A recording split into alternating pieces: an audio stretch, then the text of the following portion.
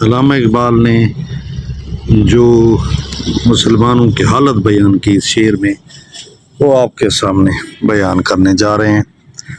فرمایا مسجدیں مرثیہ خواہ ہیں کہ نمازی نہ رہے، یعنی وہ صاحب اوصاف حجازی نہ رہے۔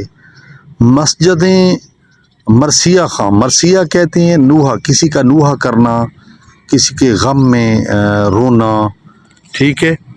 تو اقبال فرماتے ہیں کہ اس وقت ہماری جو مسجدیں ہیں وہ نمازیوں سے خالی ہیں، اور گویا کہ نمازیوں سے خالی ہونے کی وجہ سے مساجد اپنی حالت پر آپ گریہ کناں ہیں، رو رہی ہیں، ماتم کر رہی ہیں، ٹھیک ہے، کہ مسلمانوں نے ہمیں بنا تو دیا ہے لیکن خالی چھوڑ دیا ہے۔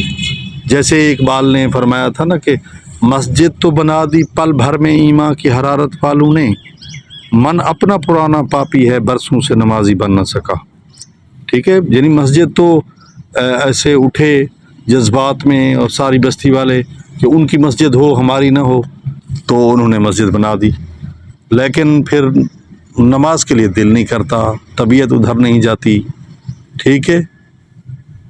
اور جس طرح غالب نے کہا تھا نا کہ جانتا ہوں ثواب زہد و طاعت مگر طبیعت ادھر نہیں جاتی، تو طبیعت ادھر نہیں جاتی۔ میں بات کو پھیلا سکتا ہوں لیکن آپ کے لیے چونکہ زیادہ لمبی ویڈیو کوئی نہیں دیکھتا، تو اس لیے میں وہ مختصر کرتا ہوں اور بات کو پھیلاتا کم ہوں، ٹھیک ہے۔ دوسرے بند میں فرمایا یعنی وہ صاحب اوصاف حجازی نہ رہے، یعنی حضور پاک کی جو آل ہے، حضور پاک کے جو سچے اصحاب ہیں اور ان کے جو فالورز ہیں، اور پھر مدینے والے جو تھے ہاشمی تھے، تو وہ متقی نمازی شاعر کہتے ہیں نہیں رہے، جو نمازوں کو سجاتے تھے، پہلے جاتے تھے آخر میں آتے تھے، تو وہ نہیں رہے۔